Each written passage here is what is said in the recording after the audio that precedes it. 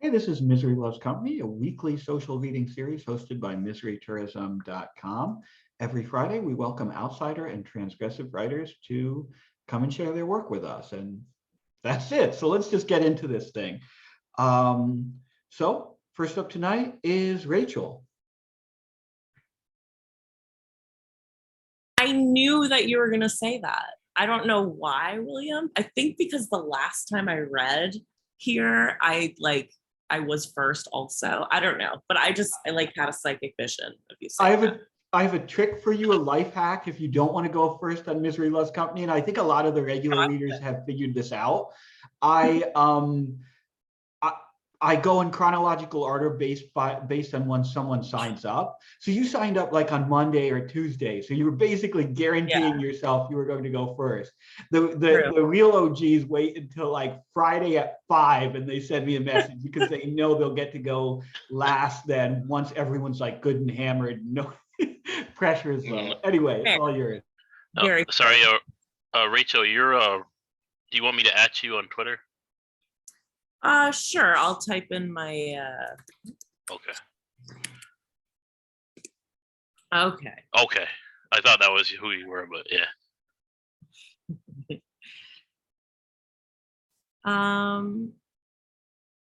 Yeah, so I'm going to read some stuff I've never read out loud before, which is always a fun activity to do. Um, but yeah, they're short poems, so I'll just read a bunch. Is there a time period that you No, knock yourself out as long or as short as you want to go. All right, cool. Cracked cracked eggs with milk. A flash of something unforgiving, violence in the nervous system, then a therapy session, then a bath that's too hot but makes me shiver, a pattern of deep breathing, a moment before vomiting, a speck of dust in a sunbeam slowly falling. I'm lowly, calling. Are my fingers there? Is my heartbeat real? Are my toes wiggling? Ask the ice on my neck. Ask the shaking, a wandering, a warning, a loss becoming. Then this one's called On Brand. Therapist on the screen. The back of one hand rests on my forehead, vexed, verklempt and pruned, contemplating with melancholy, cigarette swoon. I'm wearing a lovely white blouse with pearl buttons. I'm wearing a voluminous skirt. I am singing through each stretch of time, each resistance band, each crease in my left hand, left to make it right, left to face the spite, left to my apartment where the tongue sings out his plight.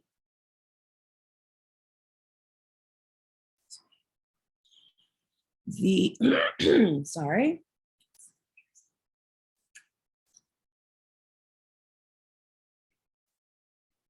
The question I threaten. Nose pointed down to the side, doldrum, ancestors bending the tides, cauldron. An eye approaches eye, dance a waltz with fat rolls along my back, my neck humped, hunchback, surviving by the teeth of my fingers, edges crack, an ending, a lie, the lines I live inside, too crumpled, curvy, sagging to the sides of spaces and words, and I question, I threaten, I take possession, those heretic thoughts of I.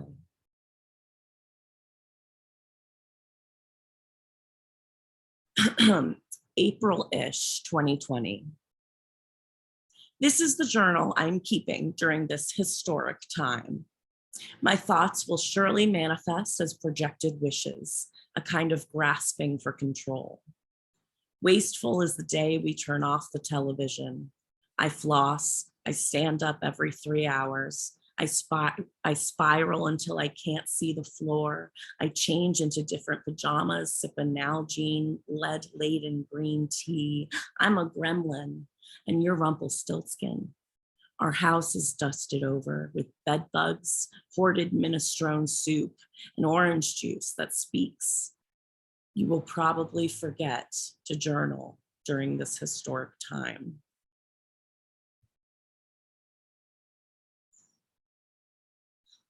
Easy love, heavy damages. Expecting catastrophe, a fallacy, a lethargy, blurry around dusk.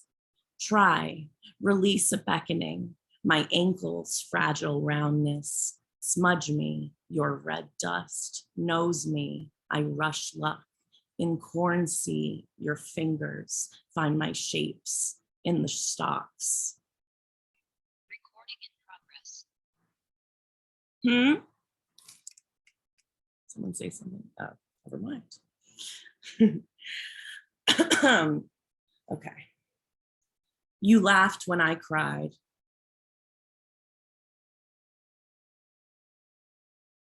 You're my manic pixie dream girl. You're so beautiful when you pout. Crying is badass, baby. Come back to me. Get it together. You're clueless. You're so strong. And Rachel, seriously, calm the fuck down. You're such a chore. You're not the same anymore. I never loved you. You're a chore, a chore, a chore, chore, whore, chore. This is ridiculous. Let's end it. Baby, you're so resilient. You're so right for me. Be my rock. Rachel, seriously, calm the fuck down.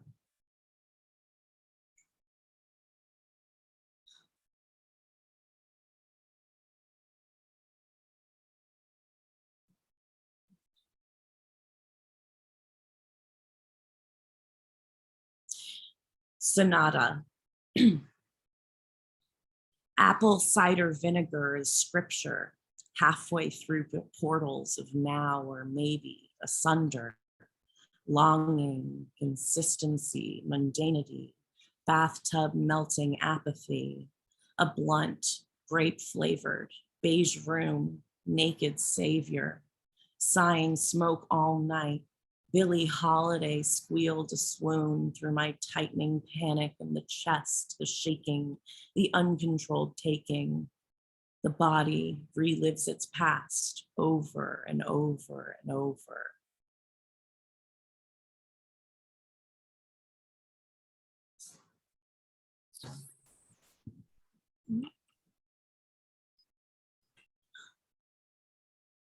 Okay.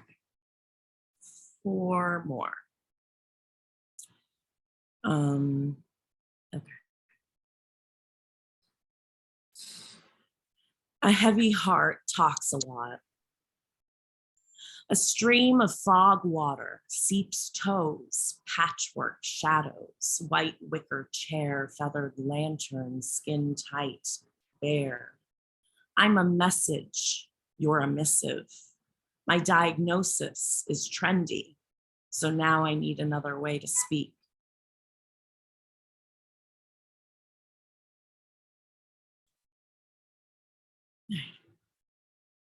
Babin Yar.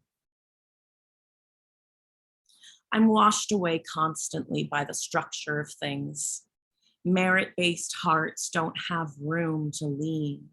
They just rustle, surrounded by full weekly pill containers and buy and sighing as a constant tie to not letting yourself breathe. When did Clockwise lap me 5 times and I didn't cry?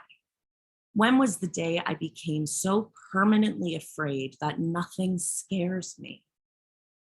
Too many nights on Craigslist couch, made of heartache and my sharpest self-doubt, with the blue of the television singing, hallucinatory self-soothing, in disassociate, forlorn whims, making room inside a head that still needs oxygen.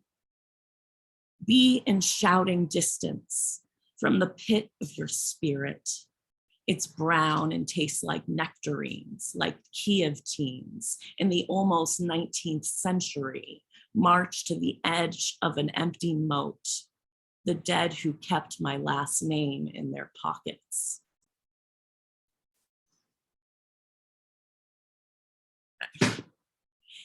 2009.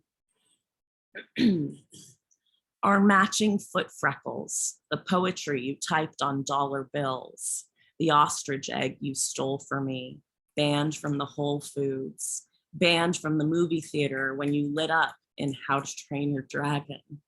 You're yelling on the street corner that you love me. Why didn't I? Why couldn't I? I should have. You're a heavy sense memory. Bodega chicken wings, Lucky Strikes, and screwing in your parents' backyard.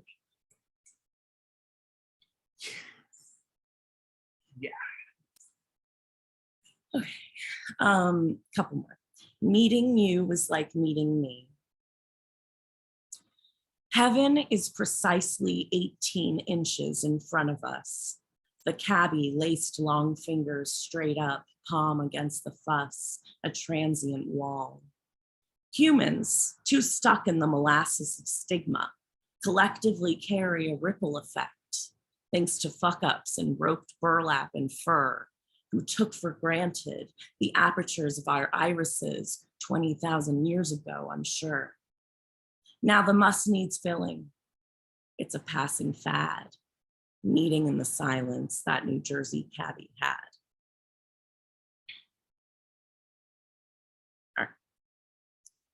Sun lines.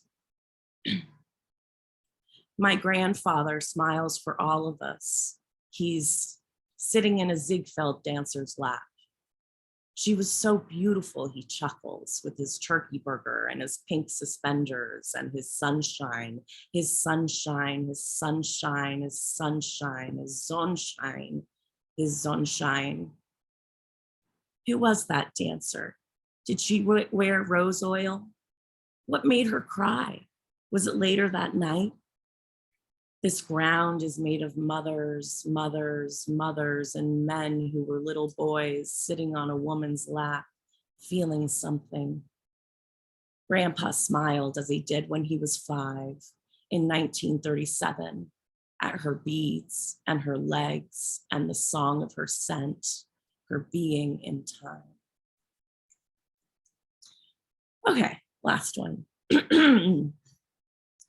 Piano concerto.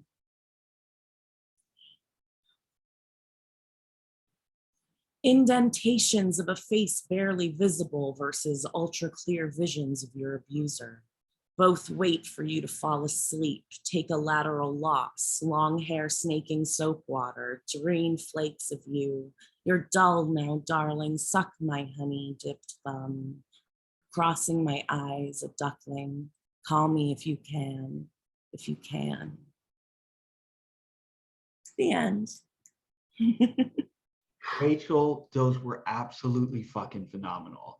First of all, I'm blown away by your delivery because there's a vast, broad range of different emotions in those poems, and you nailed it each and every time with your delivery. But more than that, like, I'm blown away by the lyricism of these poems, by like their musicality, but not that kind of like false musicality that you sometimes get when people are like aping like traditional poetry, but real honest to goodness, like lyricism and musicality that's totally in keeping with the themes that you're dealing with here, none of which felt like they were dealt with lightly, right? Like there's everything here felt like profound and emotionally real, but also very lyrical, very funny, and just really effectively written and really effectively performed, I think. So thank you so much, Rachel. That was phenomenal.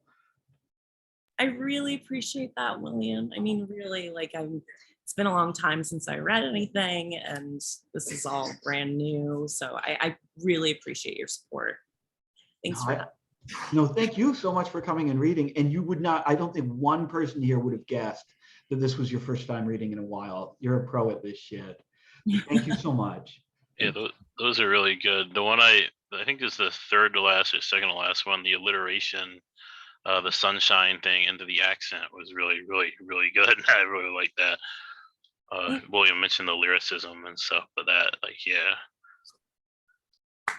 Thanks so much. Yeah, thank you. right. Garth, Garth is up next. Garth, All right. so you are here because you have a new book. Yeah, so I'll be reading from my book, The Vacation, which is out now on Expat. Let me get it up here. I right, actually just chapter- dropped the link in the chat. Oh, perfect. Perfect. All right, chapter 20. A wet, wild scream came ripping through the air. I stopped.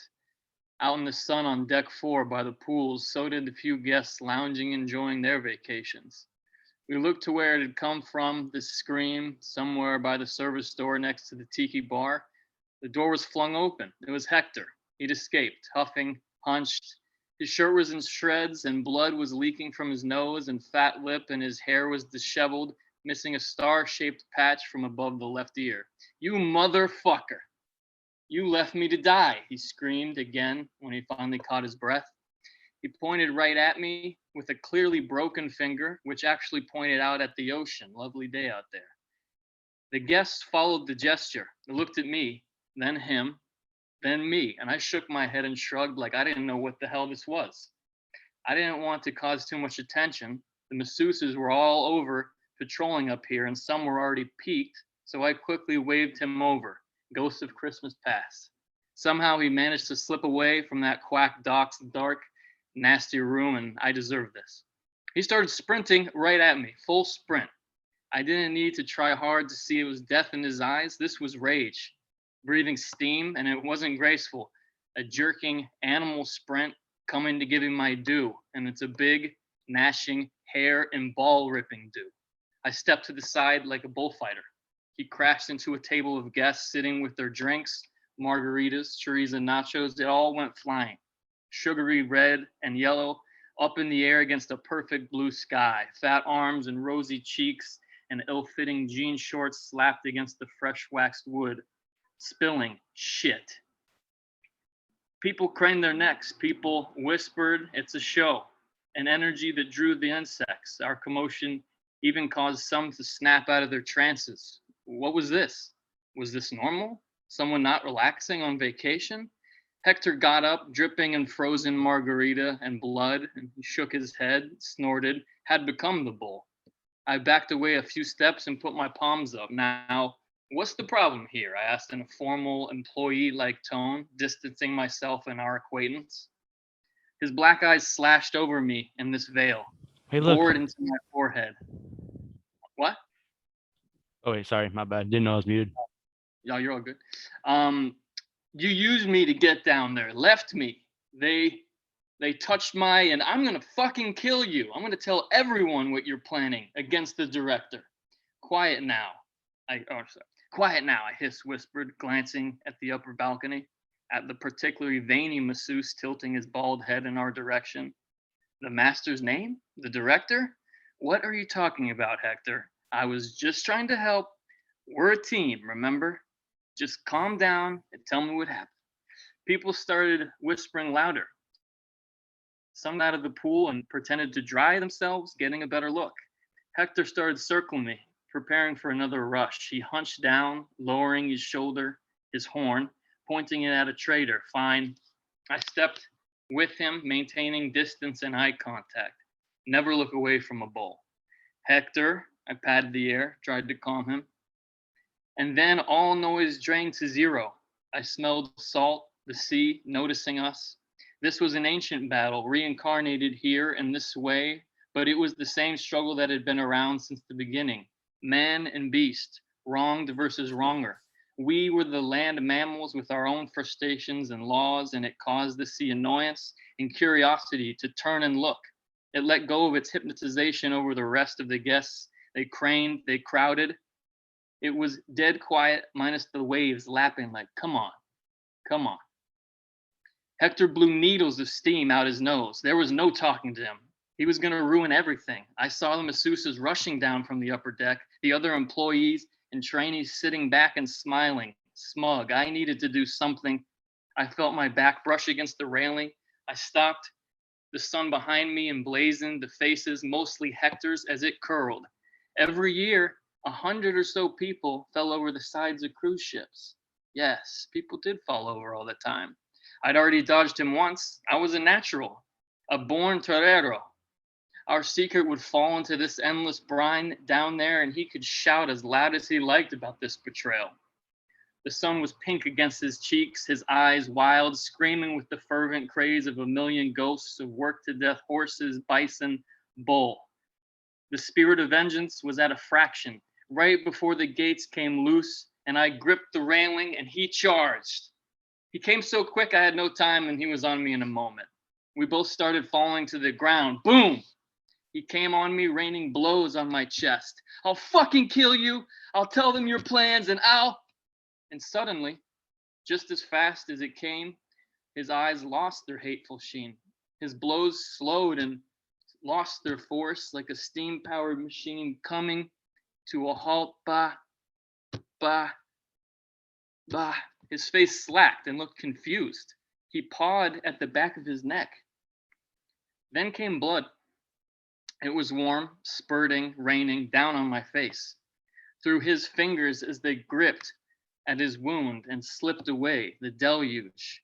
It was the dark black blood of a punctured artery, and it flowed out of him and covered my face. Red rain. I could taste the iron. I thought he'd gone crazy, a man behind him said, backing away. He was holding a corkscrew covered in blood. A hero! Down from the stands. I'd been ready to step aside like a brilliant and nimble torero, socks high and ass clenched. But through no fault of my own, I'd miscalculated. But I'd shown bravery and stirred hearts. This time the crowd had saved me who'd faltered and been gored by this bull. This heroic man was in shock. He dropped his weapon and kept mumbling that he thought Hector was crazy. He had no choice. Hector was limp now, a slack body on top of me, oozing, still stammering about how he was going to tell them my secret. His lips could barely twitch. He dropped to the floor, and I pushed him away and got free. I went close to him and held his hand. He couldn't talk anymore, but he tried. Stop the direct. I know, Hector. I know. Now people had a true show. The torero confronting the bull, his enemy, as it bled to death, giving it its final gallant moments. Yes, it had tried. It had even won, but in the end, man must put down the beast, and the sword must conquer. He'd been stuck in the neck. The way of the world was not fairness, but even so, the crowd could see I was a decent man. I'd shown even my poor enemy here compassion. I laid his head back. The whispers turned sweet. I saw the masseuses hurrying, pushing the guests aside, trying to get to me, but they were so tightly bunched, they were enthralled by us, created a fence around us, around this heroic moment. They were fixated and wanted to see these final moments. I thought he was going to kill him, the man said again at the crowd. They were in shock. I looked up at him and I smiled, the smile of an employee, calm, nodding at the others, giving them the answer they were looking for, that yes, justice had been done. This man had saved me from this other man who I did not know, who had gone crazy and might have killed me for no reason. Oh yes, this hero had done the exact right thing. I stood up, my face covered in blood. I went to the man and lifted his hand in the air, and people cheered. They clapped. I was a hero, and he was a hero, for real, an upstanding member of society who'd seen a foul miscarriage of justice, a pre-murder, the beforehand of tragedy, and being the honorable man he was, learned in the ways of what's needed for our human dynamo to function. He'd acted, and it was automatic, and he smiled, and I patted his back, shook his head, and he shook his head. No, it was nothing, really. He'd been watching heroes on TV his whole life, seen this animal, the loathsome, vicious animalism of a brute, disturbing the peace and sanctity of modern, decent society, and instinct or training or whatever it was is kicked in. He just did what he thought was right, really. I wiped the blood off my face and I smiled. I sparkled. The masseuses came up to me now, concerned, but it was over. I shrugged. I had no idea. Never seen such a thing before. Maybe cabin fever? Surely had no idea what he was on about. They were suspicious, but it was done.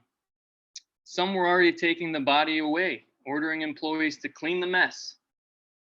And really, yeah, it was like the whole world is zoomed in to a single point, and it was like that type of focus, you know? The hero said to his fans, detailing as they went off to the bar to continue in revelry, to settle back into their vacations. And I left too, and I headed back to my room, realized Sergei Gainsbourg had been playing the whole time, La Boomerang. I whistled along. Heroes were so useful, those morons that kept things in motion. It was the dumb might of heroes that kept the ball of fate moving, and right then I was so grateful for them, for what had to be a malformation in their paritable lobes. All that gusto and that righteousness, it kept things shiny, it kept things safe, so that we employees could thrive in the shadows, growing, festering like the worms we were. I walked back inside into the air conditioning, and people gawked at me from a distance, my whole shirt soaked in blood. I smiled at them too. I loved everything, my fate, my mind. Oh, thank you, mind, friend of mine. Your quick thinking back there put me in the correct fateful spot, and I was filling with gold ideas for speeches, brilliance spilling out, pouring out of me and providing my steps towards immortality, my brilliance, my fame.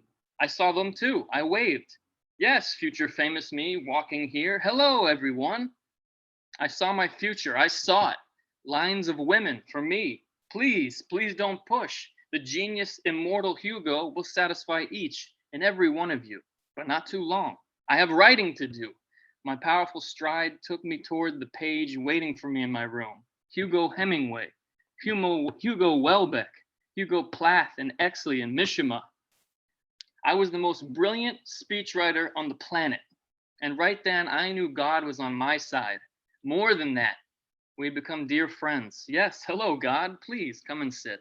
Let us drink together. I frowned at onlookers, gasping at the bounding, blood-soaked man. Do not look so shocked, people. We are on terms, good terms, God and I. We're pals. He was in my corner, needing out everything for me, my road. So amen, praise, and nothing bad would ever happen again because I had writing to do. And that's it.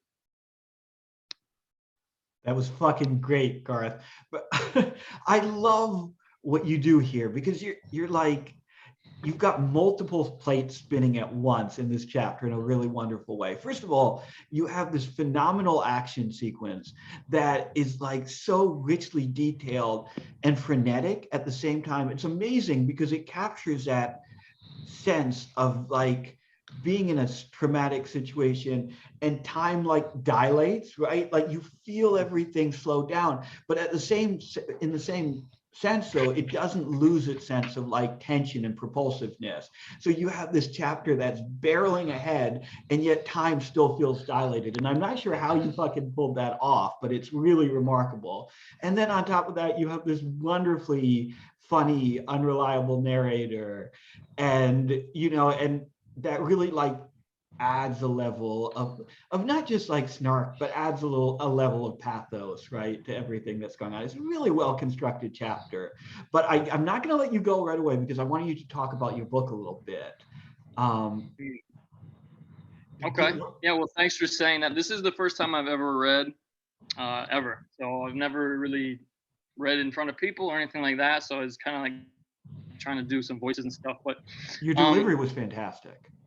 Thanks, thank you. But the book, so yeah, this is my first book, my debut from Expat, and yeah, and I was looking for publishers everywhere, and Expat's the best place for it. And I love Manny, and I hope everyone likes the book too. It's about a vacation. It's about a guy trying to destroy his life, and this cruise he gets on is run by a cult that worships relaxation. So yeah, it's out now. Sounds awesome. Fucking ruled, man. Thank you, man. Wichita. Yeah. Thank you I've so been there much. many times, man. Oh, sorry about that. Oh, that's all right. No, but thank you so much, Garth. And actually, Troy, you interrupted at just the right time because you're up next.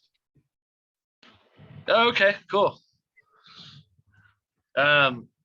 This is like a new thing for me. I blasted off like 10 little things to entertain my group chat. And Graham said they're poems, so I guess they're poems. So I'm just gonna read those. Uh, this is called Urgent Care. She got a good pull of the knot with her teeth, airtight at his wound. Where they were, on the porch, they could see goslings near a juniper in a patch of twilight.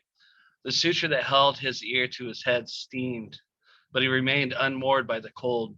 Her lips cracked as she smiled. Something's wrong, she said. He nodded. She didn't respond to the nod. He fed that silence. This one's called Fail Bodied. I have weird thumbs and tiny bird lips. My hip pops on inclines. My teeth are crooked, huddled together in a gross ivory hug. My elbows hurt. I don't even play tennis. What I'm saying is, I hate the bullets I bought for this rinky-dink gun. The first bullet malfunctioned, bounced off my head and killed my neighbor's cat.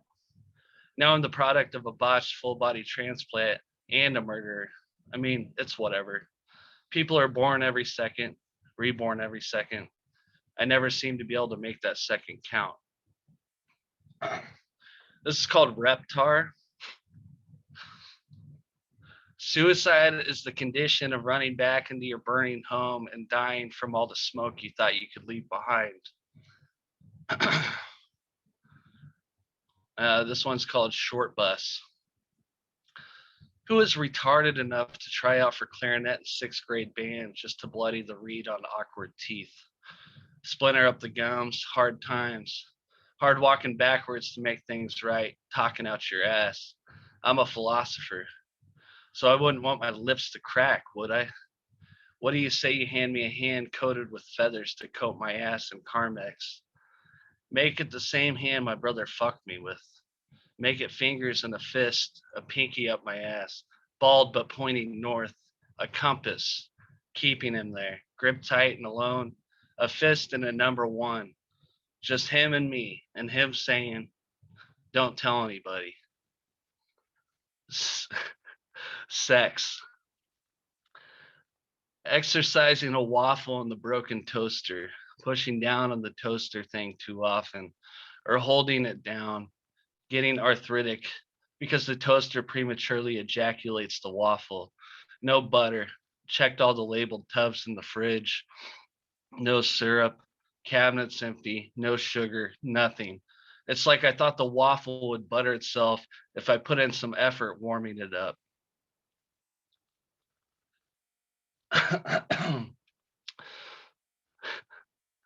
Pink. I started braiding toilet paper. I braid it every time I brush my teeth, twice a day. It's labor intensive. I braid and braid after my teeth are clean. Hours, an act of radical self-love. I buy the 24 packs from Walmart now. I'm working towards something. Every time I clean my teeth, I say, don't need them. Every time I shit, there goes my nutrients. I'm working on a rope to climb down from. And when I get there, where I'm trying to go, I hope you all read the fucking sign. Don't use, out of service. This is called Missing Dad. When I miss my dad, I stare into the mirror and say, faggot. I say it over and over until my voice and face become his. Then and only then do I feel at home. This one is called My Other Car is the Batmobile. My car coerced me to swerve into a puddle. The puddle looked like Jesus. I thought maybe I could sell the puddle on eBay. The McDonald's sign resembled a shining swan. The puddle haloed in its arches. I ordered a McChicken and tried to think about pain. All that spear and crucifix shit. I don't know what pain is. I know I'll live forever. This one's called A Day Off. My heart is a colostomy bag filled with gold and rainbows, useless things, sewage blood, slinkies, and pixie sticks. lungs like gargoyle stocked caves, beguiling my worth in the shadows of wings, tumors all over the x-rays. My friends, my God, I understand them, understand their goal. Our goals are the same. Two opposing forces putting down arms when the too late is too perfect to taste, when blood becomes gravy. So we eat turkey together on Christmas Day, even though we aren't Christian. We celebrate. We eat turkey sandwiches and pretend one dead body is just that, right? A million warm hot dogs on Memorial Day. This one is called The Friend Monolith is a concept engineered by lonely writers who moonlight as politicians. Fucked an elephant in the mailbox, drank a donkey in the kitchen, light spread thin through skinny blinds. In the dimming, I twisted my ass into a chair. I licked a lizard off a chin. I saw the color of God. God looked neon like weird painted lips. I kissed a pig in the fallout shelter. I sweltered, waiting for nothing. All right, that's it. That's all I got. Oh my God, Troy, those were incredible. And I know there was some like debate about like, are these poems or these flash pieces? It really doesn't fucking matter, right? But I want to offer an alternate take, which is that these are jokes, right? These are pitch black jokes because they all end with a fucking punchline. And they're literary jokes. I mean, they're incredibly like, the language is beautiful, like beautifully dark and surreal, but they're structured like some of the darkest, bleakest, fucking most surreal jokes that you'll ever hear, and they're incredible. They're so good. Thank you, man. Yeah, man. The Friend Monolith. I like that. Right on. I appreciate it. Fuck yeah, man. Thank you so much, Troy. Mhm. Jeff is up next. Jeff Snyder.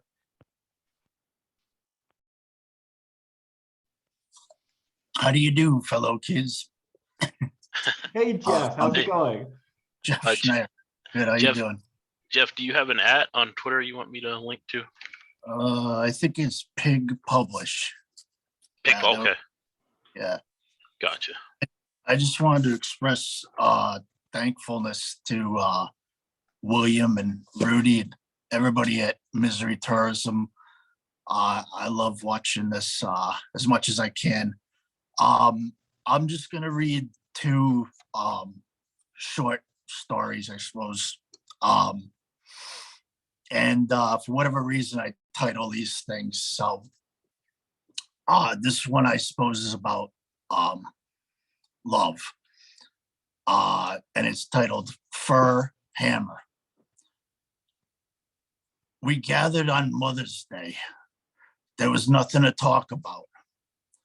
After the weather and Netflix, I mentioned the feral cat I'd been feeding. That narcissistic cat wasn't much, although a young raccoon had been coming by at 10 p.m. most nights and cleaning up the bowl of cheap cat food. I took to looking at it through the sliding glass door. I would get down face to face with it at first. Then I would slide the glass door open a bit, and that scared it a little. Soon we became friends, and I went to the extent of putting raccoon calls into YouTube on my phone and inviting him over for nightly dinner. I'd stick my hand out there, and his wet little nose would sniffle me. He'd take Cheetos over and over with his cute little hands. That cat would sit 10 feet away, gawking like an idiot. My mother said, "Did you see the forum? Someone just got bit by a raccoon earlier today. The thing was under their car, and it lashed out and snapped at them. It bit the neighbor. Your brother saw the EMTs go by, and he asked them what the hell had happened. They said that the raccoon was jumping on the kids and everything." Father chimed in. "Yeah, I read on there that it got on the back of the dogs and bit them, wouldn't let go. the town's new animal control officer cornered the thing in our yard down near the swamp. She shot that bastard. Then he says to my brother, have you seen the new officer they voted in? Cute blonde. And the way she got out her Glock, she really could handle that thing. Now I knew the forum. It was the hive of Karen. These people adored controversy. If it wasn't a local teacher they were lynching, it was some bullshit about the price of beef at the market. Everything was a conspiracy, a nonstop manic episode, lunacy. I knew all about these busybodies, and I knew that they were lying about that raccoon. The next 2 nights, my friend didn't come by. The cat sniffed the bowl, then walked away. He only likes the Rachel Ray stuff. I waited a few nights, but he was a no-show. I felt deeply saddened and responsible for my little buddy's death. I acclimated him to trust the meanest of the forum. He was the only one who showed an ounce of love to me. All right, that was an emotional piece. Next, I suppose this one's about some kind of botched vacation I took once. Is called conch fritters, or conch, as they say up here in the north. Key Largo is a place where you can remain anonymous. There is opioid addiction and many of the horrors of street life. I rented a shack with a boat dock to swim with my children, naked. They swam in between pontoon boats and anchors. Metal shards shot out of the water. Fish swam amongst us in the diesel runoff. There were fish that I could not tell them their name because I was ignorant. But then again, who cares out here? We went for a canoe ride with a broken yellow kayak paddles. Nothing was matching, but everything lined up here in total synchronicity. Police on the highway. The radio played. Son of a bitch, one more night. This can't be me. Son of a bitch. I can't get clean. I'm gonna drink myself to death. That was the song. At the end of the line, 90 miles from Cuba. This didn't feel like Amsterdam. You can get a line on the water, any way to access it. Live in your houseboat. People from Connecticut take this drive every week, meeting the local croaker, coming back on 95 with a Ziploc freezer bag of blues to distribute in my backyard. What a vacation. The place is not void of culture, salt life, the last resort. I picked up a piece of metal that was stabbing into my foot. It was a dime from 1956. It was paper thin. I ate some raw meat, dolphin, something dense in a taco. I was asked if it should be blackened, seared, or fried. Being from home, I thought fried. It would taste best, but it was actually chicken. A rooster outside of where Ernest Hemingway wrote Farewell to Arms before someone convinced him to go to the Mayo Clinic in Idaho for electroconvulsive therapy 2 weeks before his birthday when he offed himself with a shotgun. They killed that soul. I read about 20 pages whilst beer shitting in Key Largo. The kids were outside screaming near the pool table on the porch. Once I got out there, I looked at the license plates that were nailed to the walls. About 20 of them from Pennsylvania, none from Connecticut. Whatever. Hemingway, from Cuba to Idaho. What a transition. I ate the chicken tacos dry. The children romped and played in the filth. What a country. I never knew this madness was going on in the middle of winter while I was up there in Connecticut shoveling snow. My shit was red as opposed to its usual brown. I suppose it was all the fried food and those best Bloody Marys. All right, that's all I got. Jeff, that was incredible. That was so good. These pieces are like seductive, right? Because there's so much understated emotion here. There's like the appearance of it being very frank and direct in the writing, but there is so much like deep like sadness and emotion just under the surface. And you don't fuck around here. You don't overplay your hand in any way. Every word feels carefully chosen so that like the reader knows the sadness, knows the pain of these pieces without like the piece ever like screaming, I'm sad or I'm in pain. You know, it's just wonderfully constructed, Jeff. Thank you so much. Thank you, William. I appreciate that. Thanks to everybody who read previous. I'm gonna buy that book, Garth. That sounded amazing. And the poetry was beautiful. It really hit me in the feels, as they say. Thank you, guys. No, thank That you, was the Jeff. best story I've ever read about a feral cat ever. I mean, heard. Sorry, that was amazing. And then it was such a great adventure. The other story was awesome. Thank you very much. I appreciate that. Yeah, it was super cool. I just want to second what William said about or mentioned about the emotionalness or poignant and stuff, but without the heavy-handedness of something. It was really just really special kind of, it does hit you in the feels, but not with an iron gauntlet, It's really good. Yeah. Thank you. The agony man, of I thought it eating a was real bad clean. taco. Oh, sorry. No, I said it was real clean. I liked it, and you got a lot of books. That's cool. Thanks, man. Yeah. Thank you so much, Jeff. And Gwen's up next. Hey, thanks for giving me the opportunity to be here.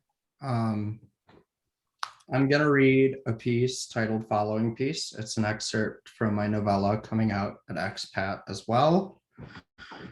It's an honor to be, here with so many great readers. I'm a little nervous. All right.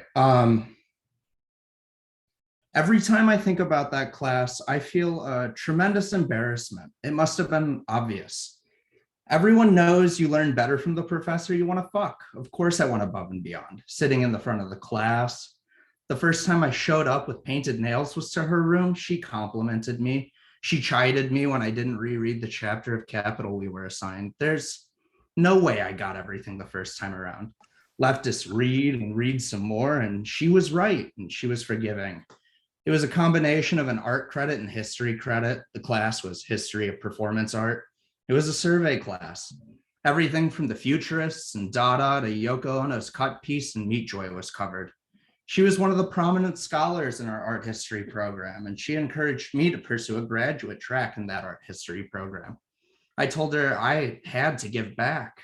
She said the art history field would be weaker without me. She sent a lot of emails. She gave me a letter of recommendation. I'm not some kind of artist, and really, I'm only half as smart as I come off. I was so afraid to be wrong in front of her.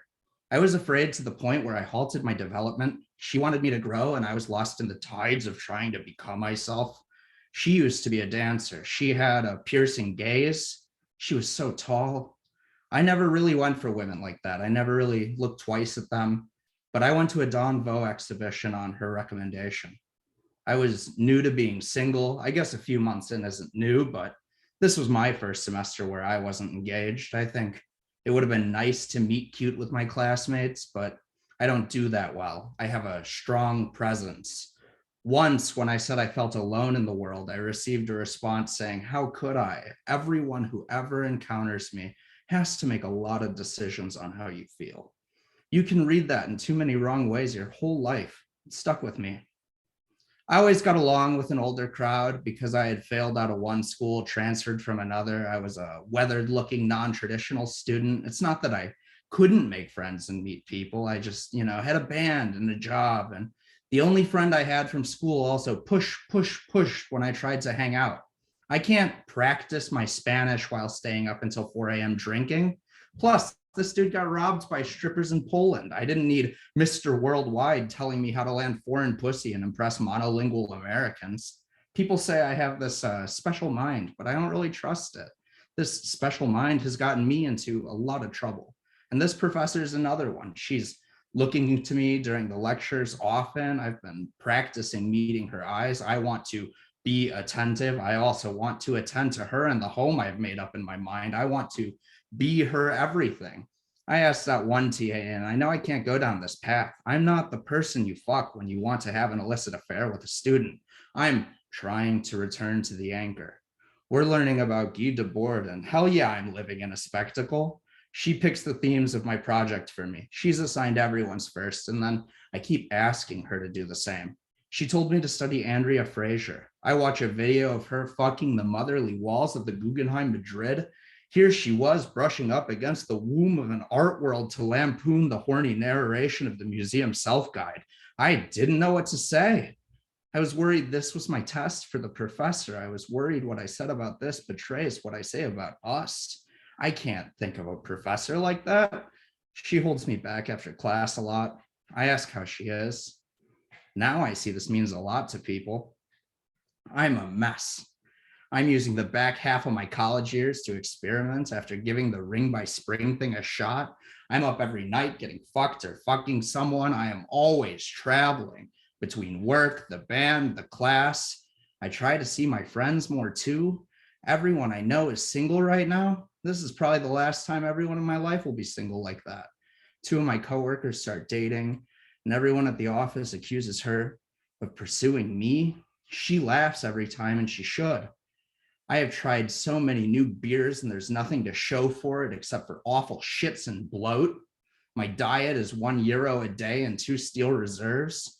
I keep pots of cold black coffee in my fridge. My apartment's 220 square feet. There's a queen size bed, a dresser that doesn't open, a milk crate of records, and a TV. I barely keep up with the assignments. Somehow I blow the other classmates out of the water. The professor knows this, and usually they hate it. I'm fine with B's. Sometimes I get A's. I could get loads of tremendous marks if I just went forward with another draft. School isn't everything to me, and it's not much of anything except a means to an end. No one dies and is remembered for their grades. I think my professor can sense this in me. I can't ask outright if she's giving me these sexual assignments for a deeper reason or not. I have been frequently chosen by some people I never thought would choose me. Ever since I got single, I don't know if I have game or pull or whatever. I went from getting fucked every 3 weeks for a year and made to feel ashamed for wanting sex to not being able to come with 2 to 3 people a week. I'm not trying to be your best ever. I am trying to get you off. Once every blue moon I get off because of who I am and how my body looks. This is a pretty great litmus test. You can just blow a guy and go, which is nice, but the women get weird when I can't come, and I'm made to feel some kind of way because of it. The emasculation, it's hot, but you got to roll with it. It's easy to tell when someone's being playful, which is rare, and when they hate you. I project my judgment against myself onto others, and I get it. Shit happens. You have to figure out who to never call again. The people who really dig realizing it's just not going to be about me act like the focus on them gets weird, but not everything needs to last forever. A year later, they try to follow a social, send a text. I'm not here to get you off how you want, whenever you want, just because you needed to sample the world for a bit. And I can't ask out my professor because my cock is fucked up in the eyes of the many. I also can't ask out my professor because she may feel duty bound by the ethics contracts not to engage in a relationship that would lead to my grade being manipulated. She assigns my next project, and it's on Vito Acconci. He's known for quite a few master strokes. Seedbed and Following Piece are my favorites. His entire oeuvre deals with the spoken and unspoken human boundaries and the ways people cross them. Following Piece involves him picking a stranger to follow all day without getting noticed until they go into a residential building. Seedbed had him laying under the floorboards of a gallery, masturbating with a microphone while people could walk over him. He also mailed people his nail clippings and hair. He had this incredible long hair that was balding and knowing eyes. He looked like me if I wasn't fat and short. He also had a nice long face and didn't need the beard. This makes me wonder why she chose it again. You know, fat and short makes a big difference. I've been made to know this. He did a video series where he purposely put soap in his eyes and tried to swallow his fist. And I tried swallowing my fist. I can fit a lot in my mouth. It hurts. She gave me an A at the end of the semester. I can come to office hours whenever I want. I guess now. I want to start a noise project called Seedbed. I can't clean peace out of my mind. When I'm behind someone for a few blocks, it always pops up. I go to see my coworker and I talk about Vito. She talks about how she went on a bad date. She shows me the guy's picture. I shouldn't have discussed my interest in a boundary crossing artist. I can't stop thinking about him, what he does with just his presence in a room. He probably doesn't even realize he scares people. I worry people see me that way. I worry that's why I've been assigned Vito. I see him at his job. I don't say anything. I've been working on my silence. Silence is a powerful tool. I decide I'll be dropping in. I think of the story about a chicken hitting a button for feed. Every press and they get bored. Every 10 and they learn routine. Random reward and they're hooked for life. I'm going to be dropping in. I'm going to be silent. I'm going to make myself known. For the first month, I'm quiet. I wear my wigs. I get compliments and I say nothing when they come from him. I know who he really is. I drop in and browse exclusively. I start calling in the second month. I ask for items I know will be out of stock. I don't look like my voice. The resale market deals with a lot of freaks. I visit, I pick up stuff, I speak to him. I'm always making eye contact. I visit, I visit, I visit. He's almost always there until he isn't. I see him on the street. I follow. The entire staff turns over. Thanks, everyone. That's a following piece. Gwen, my goodness, that's so fucking good. I love pieces that get deep inside the psychology of like a pathological and conflicted character. And what you do here is so vivid. You get so deep inside the psychological processes here. And you get deep in a way that isn't clinical, that isn't cold, that's incredibly heartfelt and incredibly tender, but also like really perverse and really funny. And this is just, I don't know, this is a great sick little character sketch here. I love it. Thank you. I really appreciate those words, William. No, and I appreciate you coming and sharing your work. Now you said you have just quickly, Rudy, before you jump in, Gwen, you said you have a book coming out on at XPAC. Could you tell us just quickly, like roughly when we're going to see that? And yeah, so it's called Sent to the Silkworm House. It's like a hybrid between a collection and a novella, and I'm making the final edits on it now, so it's going to be, part of the summer lineup, I believe. Fantastic. I'm looking forward to it. Thank Me you. too. Sorry, Rudy, I stepped on you though. What did you have to say, Rudy?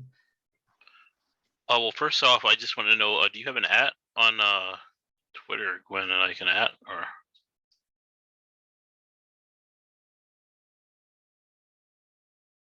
Sorry, yeah, it's I am Kate or 1M Kate. It's a shitty riff on Caitlyn Venner. Sorry, what was it? I can't. Rudy, it's in the chat. In the chat. Okay, gotcha. Yeah, but you know, that was amazing. Oh, I see it. Okay. That was an amazing piece though. Yeah, I'll add you though. Thank you so much, Gwen. Thank you. Up next is Forrest. Hello, everybody's been so great tonight. I'm gonna do something really fucking stupid. So I hope that it doesn't hurt anybody's ear. I'm just gonna yell because I'm in a shed in Vermont and I'm trying to finish something. So this is very selfish therapy. Now, you guys know that Zillow is the same price as Twitter. So I found that Zillow to be very comforting as like their editorial strategy, which the content is, it's all very in the same vein. It's like, you know, the most generous descriptions of houses by real estate agents. So I'll send you this one. This one really struck me and it got me in this pattern of yelling. I'm going to yell a little bit. But I really like this house. I mean, you know, you have to imagine, I guess myself and one part is a depressed grief counselor living in the rural America. And then perhaps as another part is like an aging hipster sitting at a dive bar in Bed-Stuy. So I just read this ad and I liked it. I just started yelling at my phone and I'm glad I could be here to yell it for you now because I was getting lonesome. It's called Classic Catskills Farmhouse. This classic 1800s farmhouse is a 1 in a million property with endless features. Your experience with the farmhouse begins as you drive down a quiet road and approach the charming bridge that takes you over the private stream to Lake Hadou, which means the gift in French. The house is called the gift for many reasons. Okay. So, thank you.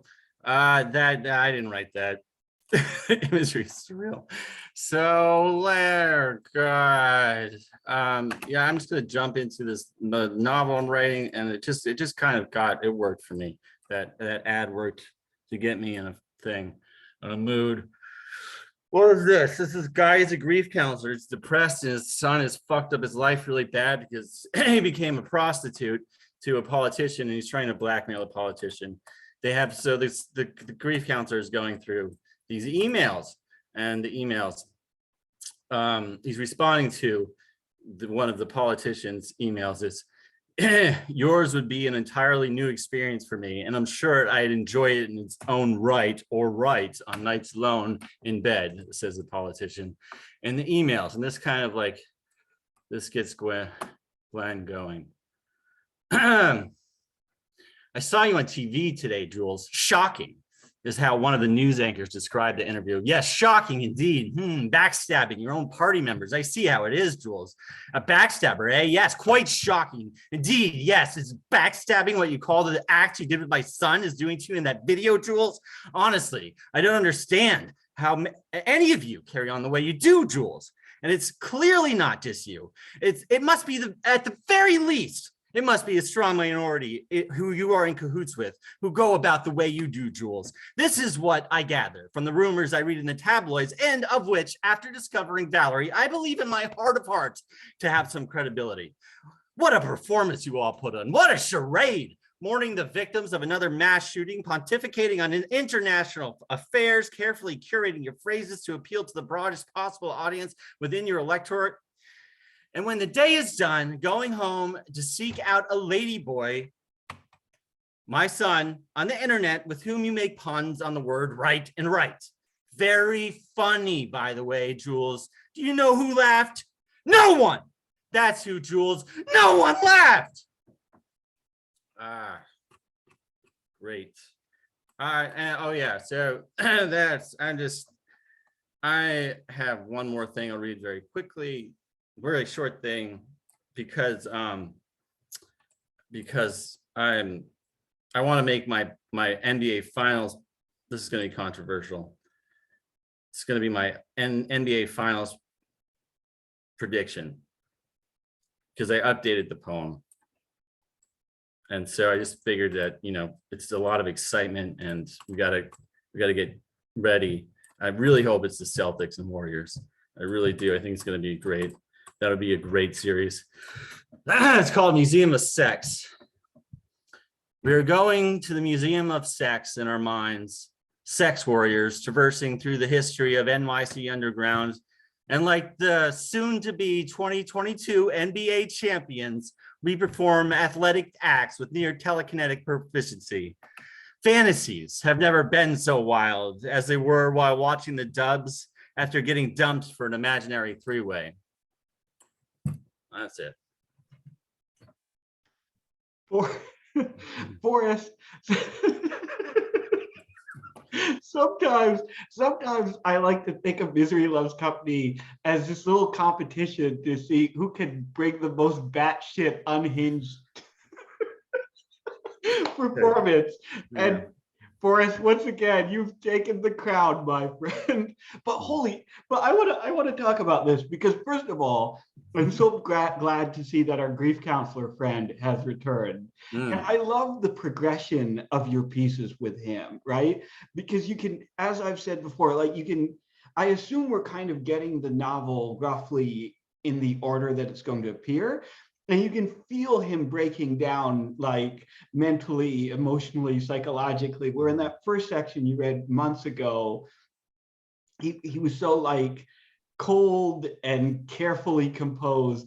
And now he's gone, right? He's completely lost his shit. But man, I the Zillow ad, we're gonna have to have you on like every time to scream a Zillow ad because I was sitting in my phone for like hours. I fucking loved it. I don't know why. I know it's not. You mean the first reader is so musical. You mentioned all the sonorous things that poetry can do. It's beautiful. I completely wrecked it, but I'm sorry I'm stuck on that as being a piece of music and poetry. But it is, yeah. And I mean, it must be so cathartic, right? Like, especially at this moment in history, like with everything that's going on and with like the rent crisis and the housing bubble, like at its most inflated, to just look at a Zillow ad and just fucking scream. Yeah. Absolutely. Yeah, that is amazing. Yeah, guys, it's that fucking price tag is not real. But when you look at them long enough, it's like, oh, maybe I could, because other ones are like 5, 6, 7. And then you're like, oh, $9 million. Like that's a house that I recognize on TV or something. That's like how my life is supposed to be. So, How would you describe the shack in Vermont? it's my Or the father's. shed? It's my father's woodshed. I mean, like I've spent a lot of time. No, you're not yelling. No. Oh. You want me to yell? Oh. Yell about the shed. You really want that? Yeah, it's a place where a lot of dumb fucking hicks go around, but there's a very verdant pasture outside and a nice long fucking driveway that nobody should ever come up. And so I piss off. I love you so much. There's no water, but that's fine. And I piss on the beautiful outside, the beautiful deck with no stairs. Okay, so it's not so bad. What? Wow. Oh man, That was amazing. that was great. Yeah. Like true like 2009-ish Tourette'Sky vibes, like just amazing. Like the best parts of Tourette'Sky, like just amazing. I love it. So good. I don't know what that is, but Look it up on Google. It's good shit. oh man. It's a viral video series from It's the deep aughts. yeah, the semi-old internet. Anyway, Forrest, thank you so much. That was fantastic. And thank you, man. Up next is John. Hello. Okay. I don't have a very great reading voice, but I've been practicing. So I'm gonna read this like a cool dude. All right. 2033, the reckoning has occurred. 23 billion tombstones are erected on every inch of available grass. Graveyards spread across public parks, front lawns, AstroTurf football fields, and soon Those memorials are eaten away by lichens, broken down into soil for the new world of plants and animals. All towers toppled, all statues felled. Nothing of man's hubris remains, save for one lone building, the last garage on earth. Acid fungus spreads, eats away the door. A hole is made, depressurized. For the first time in 333 years, sunlight. Mother Nature crawls and tries to conquer the last remaining inches of man, but she fails to consider what exactly is inside the garage. The solar panels are lomified in an instant, but it's too late. The machine has its power. The starter kicks on. It hums, glows, turns over, and screams. 3 feet of rubber between the floor and rear rim. 4 V8s in a nuclear reactor. There is no steering wheel. There are no brakes. The only gear is forward, and the gas pedal is welded to the floor. Before Mother Nature can wrap her moldy green fingers along its slick billet frame, the wheels are spinning, 30,000 RPMs of thrashing chunk metal explosion, pushing in on itself, thundering the arrival of man's gnarliest creation, mankind's last dragster, Worm Jr. And now it isn't just sucking in air through its blowers, it's destroying the chemical makeup of oxygen, crunching through it and spitting it out as liquid coal.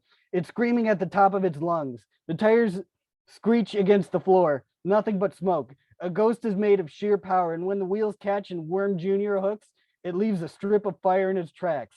It needs no roads. It's moving at supersonic speeds. Its sonic boom knocks down every tree in a 5-mile radius. Its roar blows out the eardrums of every bird and squirrel.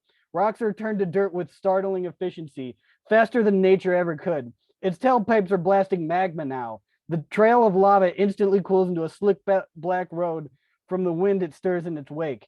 If the ground is not level, the dragster levels it. If a valley lies before it, the dragster gaps it. It burns down forests. It carves through mountains like a hot bullet through butter. Beaches turn to glass. It slides across the Atlantic like a skipping stone shot out of a railgun. It blows through Europe, Russia, China, killing everything in sight on its way back to America. It's back in Michigan and the drag tires finally gain some purchase. It drives upon its own black road, and all along the black road curls smog and desert. It blows past Mach 2, Mach 3. It runs a circle around the world in 30 minutes, 10 minutes. The nuclear reactor is just getting warmed up. Lava spews out of the exhaust. The black road builds upon itself, raises itself higher and higher until the atmosphere is so thin on top that Worm Jr. is running against virtually zero air resistance. It screams and it screams louder, a scream so loud that nature knows the devil has come back to punish the plants. It circles the planet so fast that the scream becomes a siren, a constant drone, the sound of 3 billion demons screeching from atop the black road. And the reactor is pumping out more power now. The dragster grows brighter and brighter until a beam of uranium green light circles the planet like a Saturn ring. It was too bright for night to happen. There is no sun. There is no moon. There is only the black road, and there is only the dragster spinning its tires at light speed. Worm Jr. Soon the road reaches the stratosphere. With its last square inch of grip, the dragster launches into space like a nuclear dart, hurtling faster than any meteor. Matter tearing in its aftermath, crashing into the moon, flying through the other side, through Mars, Jupiter, Saturn, all of them, rupturing the cores, planetary annihilation. The dragster shoots past the solar system with zero inertia, its wheels deforming flat out at pure speed. It blasts past everything known, travels faster than the universe can expand, and it pierces through the clouds of heaven and burns down the pearly gates. And now, for the first time ever, God has to reckon with the mistake he made.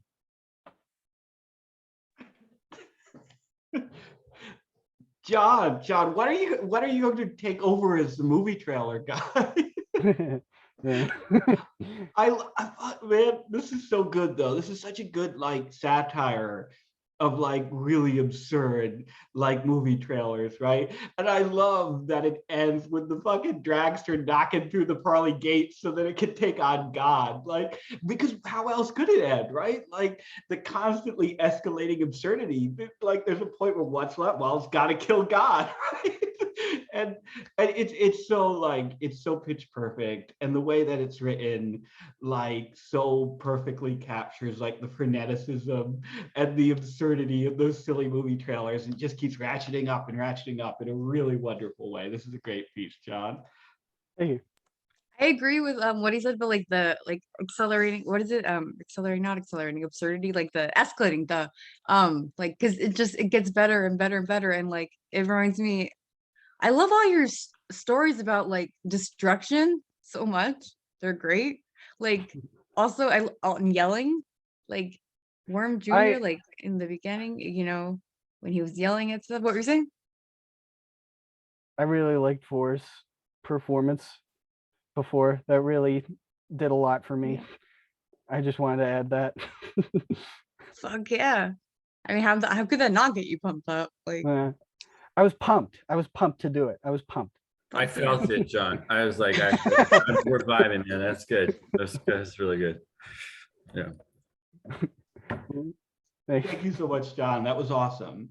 So now for perhaps like the most dramatic shifting of gears of the night, Keith is next. Keith, are you gonna scream for us? I'm reworking my intro. Okay, thanks, William. And thanks for the opportunity for me to share my story with everyone tonight. The story's titled Head Games. Now, this is some weird stuff that just recently popped into my head from seemingly out of nowhere, and I captured it on paper. I can't really explain it though, but after tonight, I think I'm getting closer to explaining it. But I'll give everyone a heads up about this piece. Should you choose to play these head games, please proceed with caution. Head games. When his head fell into the basket, his last thought was, that wasn't so bad after all. It was nothing like he had imagined. The performance even had the crowd cheering. He could hear their muffled voices through the woven strands of the wicker basket. He hoped that the rest of his body was behaving itself. He'd been worried about what his hands might be doing if he couldn't keep his eyes on them. Has he ever told you stories about other things that he's done with his head? He knows what you're thinking. You really want to hear those stories. If he could see your faces right now, he knows that look of anticipation and excitement. So he'll tell you a couple of his best head stories. And like a great storyteller, the climaxes will be mind-blowing. You will remember them forever. His first head story begins with a paper bag. In a time long ago, before the world lived in plastic bags, there were bags made from paper. They were nice and thick and made to last. They were made for performance, to live up to expectations. They didn't fall apart, and they were safe to use. They didn't need a hole in the bottom to protect you from yourself. His girlfriend loved his paper bag, especially when he used the side that didn't have the eye holes cut in it. It was so much more fun for him to chase her when he pulled the paper bag over his head and the eye holes were on the back, and he could only sense where she was by her footsteps or gasping for air or sighs of exhaustion. She loved when he chased her around the yard. She was the older woman, one grade ahead of him in school. She wanted him to be her teacher. He just didn't know it. What he did know was that she was his teacher when she brought her older brother's magazines to his playhouse where they'd sit for hours and look at the pictures together. But that's another head story for another time. So it's a beautiful summer day, fluffy white clouds drifting in the blue skies. As they come out of his playhouse, they both bask in the afterglow of the morning. Following her orders, he has his paper bag in his hand, and she is getting ready to run. Once again, they're going to play chase. He surveys the setting, encoding his bearings in his brain. It's important for him to visualize where things are: the playhouse, the pecan tree, sliding board, azalea bush, his mom's 1968 Buick LeSabre, the highway. Now, the highway isn't really a concern, even though it is the only major thoroughfare from New York to Florida through Georgia, because there ain't no Interstate 95 in Georgia yet. It's a pretty busy road. His house is set way back from the highway though, but he doesn't want to get too close because he knows how those folks from up north drive. For example, he has seen cars come to a complete stop in the road for the Yankees to look at a purple blooming wisteria bush growing up a 30-foot light pole. Geez, can you believe that? On another note, you should just see how they drive when the azaleas are blooming. If you think they go crazy over a wisteria bush, just picture what they're doing when they see yards full of blooming azaleas. But let's get back to the chase. So his girlfriend, whose name means cherry, orders him to cover up. Here's the only rule. Eye holes, count to 10. No eye holes, count to 3. Out loud. Like men are trained to do, he follows orders and immediately begins his count to 3. He knows what she likes. Aside, he knows what you may be thinking about those words like men are trained to do and up north and Yankee, but please get over it. It's just a story set in a different era and he's only the messenger. 1, 2, 3. He hears the direction of her footsteps. He knows which way she's headed. She's going for the azalea bush. She always does. She's so predictable. He knows what she likes. And so the game goes on and on. It's just like always. He loses her scent and she moans just loud enough to let him know where to go. And this goes on for a lifetime. Although this morning of training will come to an abrupt end, at least for a few minutes. Yep, you knew what was going to happen when the one object in his earlier list had too many details. It was his mom's car, the 1968 Buick LeSabre. You saw what was coming, but he didn't. Now, for those of you who may not know this, there was a time when cars weren't built of plastic and fiberglass. And he will tell you that running full speed into the back bumper of a 1968 Buick LeSabre while chasing a girl with a paper bag over your head will stay with you forever. If it was one of today's cars, this wouldn't even be a story to tell. He looks down at his shin, and there's his reminder. The scar is still there. How he didn't break a bone is really the most amazing part of this story. Well, other than the part about his recovery from the collision. Like a real man, he jumped right up, removed his paper bag, looked down at the bleeding gash, and said to his girlfriend, "Don't worry, it's just a paper cut." And he quickly put the paper bag over his head to hide his gushing tears. 1, 2, 3. His second head story begins with his thumb. When he was just becoming a teenager and before he and his friends were introduced to mind-altering substances, they learned how to live in dream-filled worlds by using their thumb. Not to burst your bubble, but he will tell you that you are wrong. This is not a story about pull my thumb or things we did with our thumb when we were really young. Do you think that this storyteller is that immature and juvenile? He's insulted that his readers would think such thing. So before he tells his story, he must get promises from everyone that they will never put this story anywhere out on the World Wide Web. What he is going to reveal to you must remain secret. He does not want to be held responsible for the next TikTok challenge that further damages the brains of young people and a few old ones too. So pinky swear right now. Thank you. Here's the story. He gathers up with a group of his closest friends, guys only, no girls allowed. 6 or 7 is always a good number, but they got to be close friends, ones that you can trust forever. It's even best that everyone has taken a blood oath in earlier times, and then it's a true band of brothers. There's a really good chance that things are going to be revealed in this game that might later could be used to hold someone hostage, like the time, name redacted, revealed that he learned a new way to have fun in the shower. Boy, was that a dream with a surprise ending. No one saw that coming until they all went home that night. So here's how this head game works.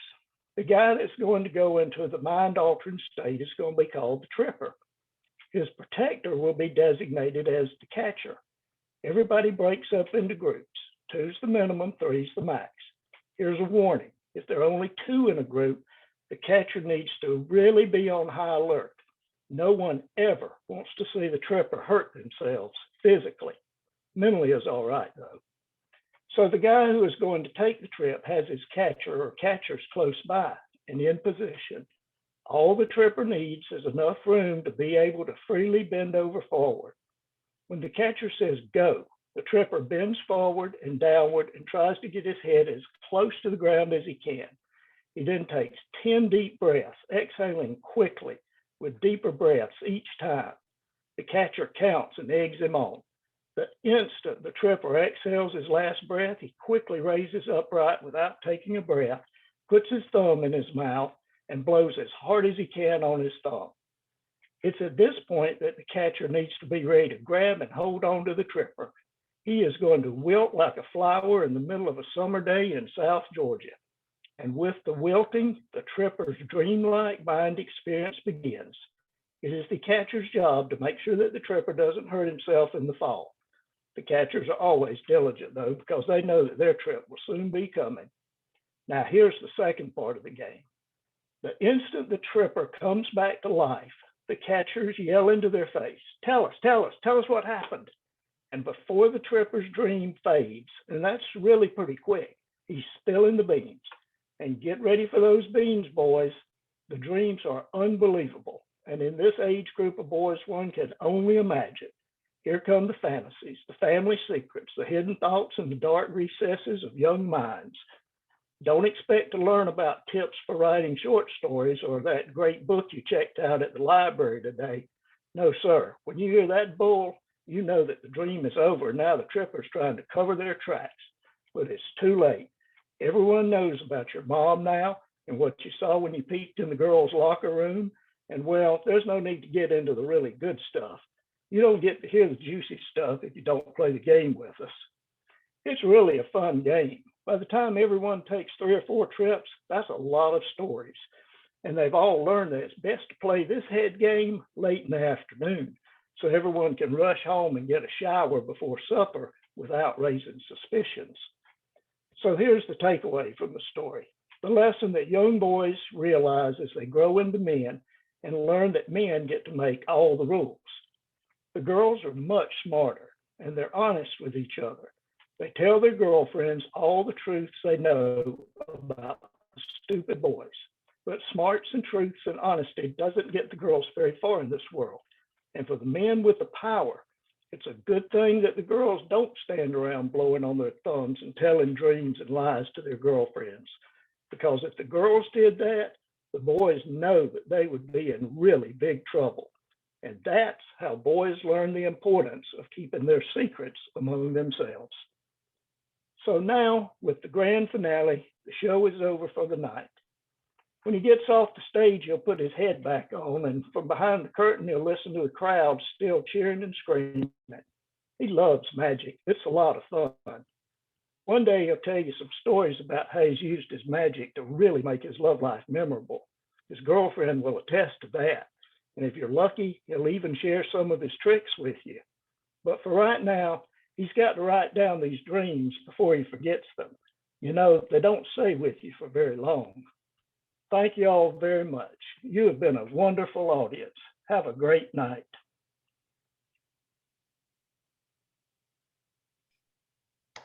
Keith, I love this. I love this.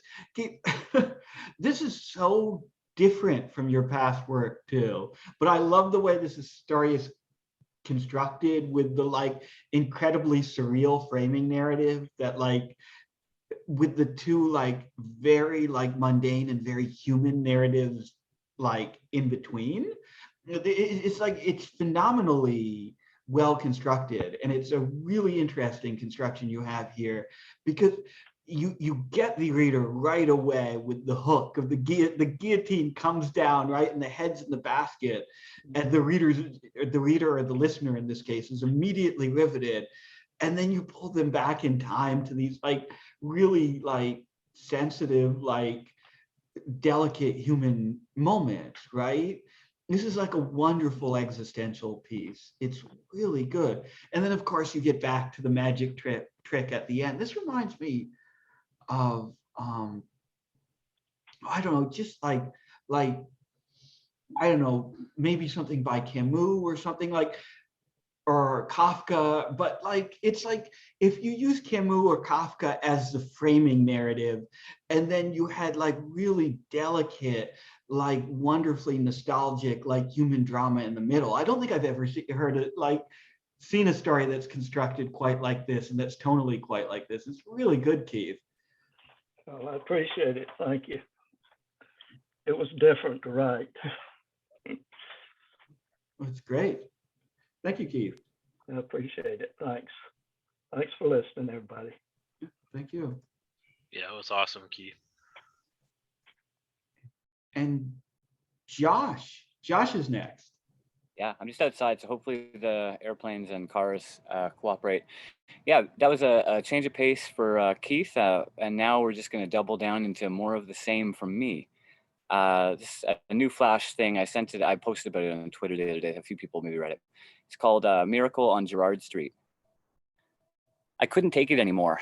It had been 3 weeks since I'd given that fucking barista a link to my poetry and not a word. Every morning I'd go in, order my cold brew with vanilla and cream, and drop a tip in the tip jar. I'd let the coins fall loudly enough so that she'd notice, even if her back was turned, even if the espresso machine was running. As she was adding ice to my cup, I'd ask her what was up, how her day was going, out of courtesy.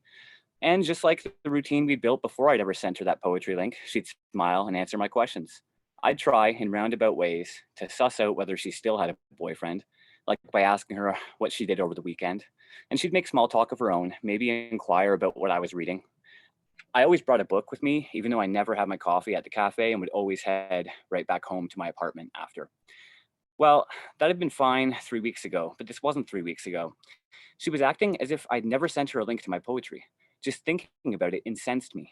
The day before, I'd gotten so desperate that I'd even asked her about her art. I guess I'd hoped it would trigger her memory, elicit a comment on mine. It was a decent psychological tactic, I thought, considering her art was how my poetry had come up in the first place. I don't just go around sharing poetry links to baristas. It happened organically. She'd mentioned that she did watercolors, and after a few polite queries on my part, showing just the right level of interest without seeming too enthusiastic, I brought up my poetry, a natural conversational segue from one artist to another. She was the one who said she'd like to read it sometime. So, because she was insisting, I used the pen by the cash register to write out the link to my Neutral Spaces page, neutralspaces.co/Josh_Sherman, on my receipt. Every single poem I'd written was accessible via that link, the entire Josh Sherman oeuvre. She could take her pick. I never even said she had to read one of the long ones, but it was clear that she'd forgotten about this particular interaction. Yesterday, when I commented on one of her watercolors, which had just been hung up on the back wall of the cafe, she'd only said thanks.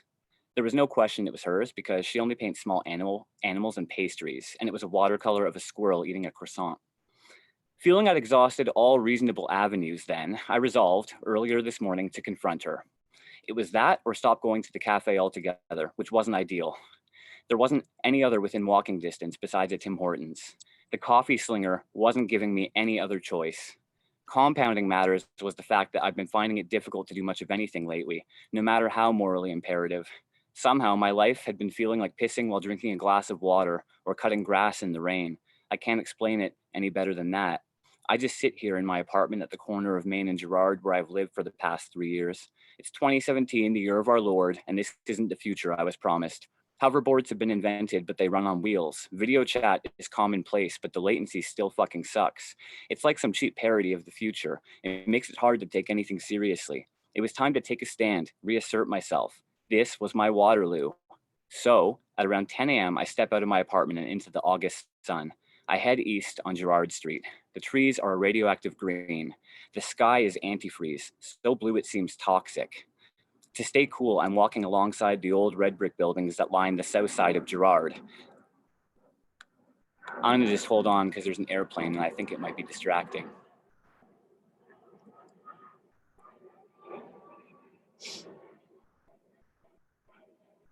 All right, hopefully they land safely.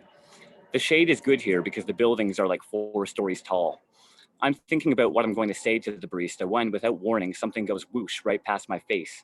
It hits the concrete in front of me with a clang. It's a wrench, a big one, like something they use on a ship or in some other industrial setting, the kind I try my best to avoid. It's how I have such soft hands. I look up. There's a contractor on the rooftop. We make eye contact. He shrugs. So do I. Whatever, man. I'm not offended. This is one of those interactions for which there is no script. There's no established code or proper response. Not like when someone asks you for your poetry, you give it to them, and then they say nothing for weeks. I think we can all agree on what that says about a person. I continue walking, still kind of worked up about the barista, but now I'm also thinking about miracles, the mechanics thereof. It's not a subject I've pondered much. I realized then that the precision of the miracle is what makes it impressive. Even the simplest miracle, is there such a thing, requires an absurd chain of events to connect, like a Rube Goldberg machine.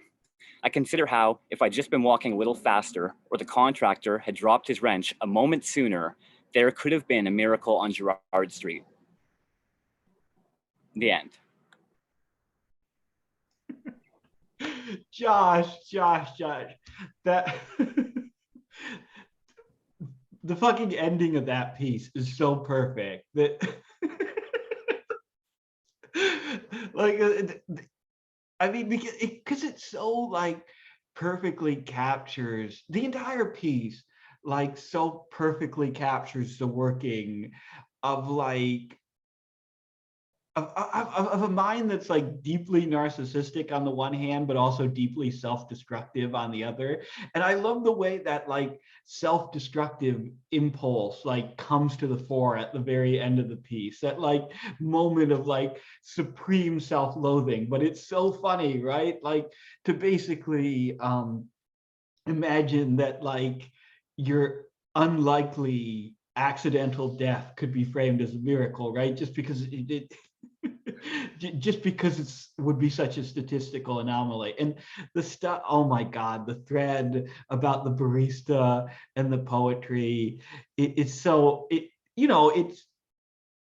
it's exactly what I'd expect from a Josh Sherman flash fiction piece, but it's executed perfectly. And the moment where with the fucking, when you actually see one of her watercolors, right? And it's the squirrel eating the fucking croissant.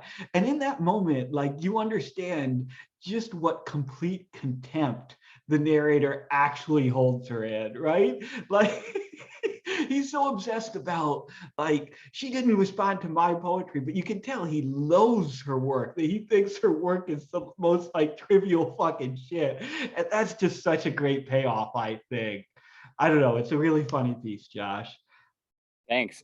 Hearing that was all good because that was all kind of what I was hoping with the whole thing. Because he resents her because he doesn't think he has a chance, kind of thing. And of course, Right. and it kind of captured that kind of toxic thing, which I was speaking to someone I won't out him, but yeah, we both as men have in the past felt that way and whatever, and I was trying to capture a bit of that as well. So, but thanks. Yeah, it kind of just came. Yeah, it was. Yeah, thank you. I'm glad it was well received. I think I'm gonna start sending it out. You should. You should. I It's really loved the the painting that it was, like the watercolor of what it was, a squirrel eating a croissant. All right. Yeah. That was amazing. Thanks, and it's not too far from the there. I mean, there are artists out there that might even be a barista at a cafe around the corner from my house at Main and Girard that does similar things. Who actually got a link to my neutral spaces page and has Yeah, never... but do they have a sticker of you right there? I Can I was see it? waiting for that. Oh man. That was incredibly fucking good. I love the spy versus spy, like artist versus artist aspect of this. Like just the idea of stalking like somebody else because like they're, you're kind of sort of whatever about their work and they feel maybe some kind of way about your work and you or whatever. It's just, it's great. It's wonderful. Like wrapped in. Oh my wrapped in good God, stuff. Rudy, that the spy versus spy thing is the weird artistic like psychosexual spy versus spy. That's a good. That reminds me. I gotta get you to try. I gotta try and get you to blurb my book because that's you bringing. That's the kind of material I want. Sorry, psychosexual, narcissistic spy versus spy. Josh, send me your book and I'll blurb it. Thank you. Thank you, Josh. So last up tonight is Rudy.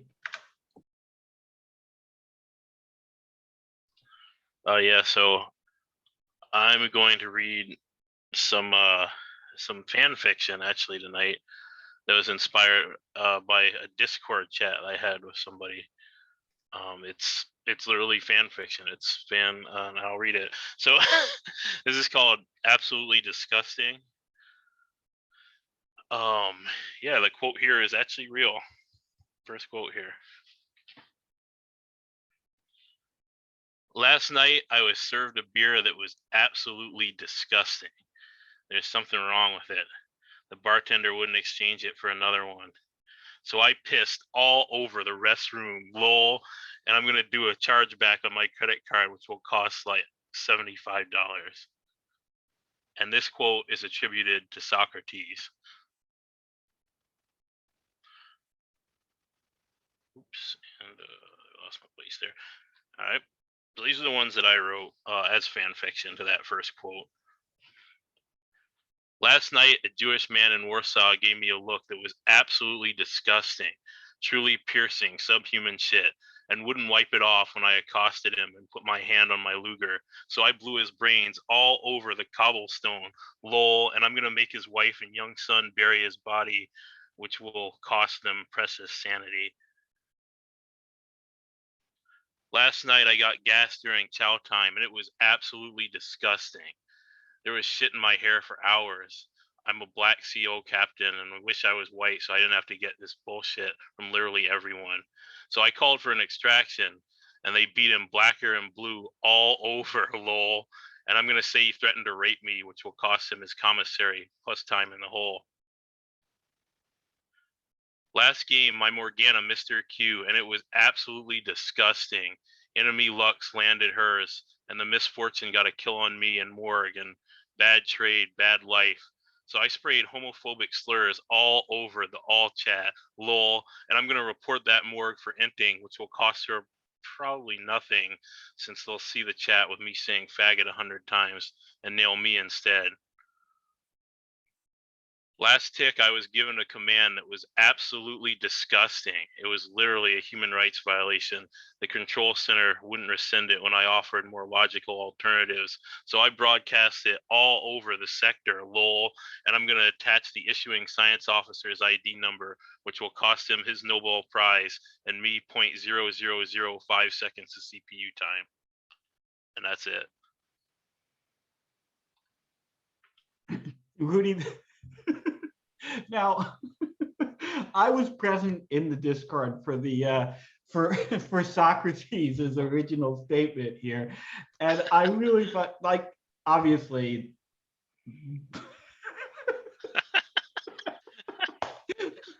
obviously that shit was funny, but I love what you've taken here and what you've done here, what you've taken that and you found like you found like the hilarious like universal pathos in it, and like like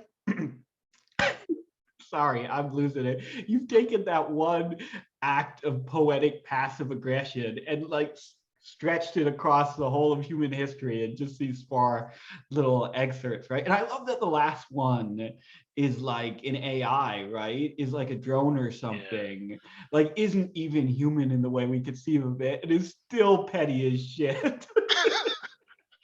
Yeah, thanks. So this is just, it's as usual, it's your shit is always really inventive and really funny. And this is great. This is great. Thank you, man. So That was the first poem that I've ever heard that made me glad to have gone to jail, because then I know what gassing is. So thank you.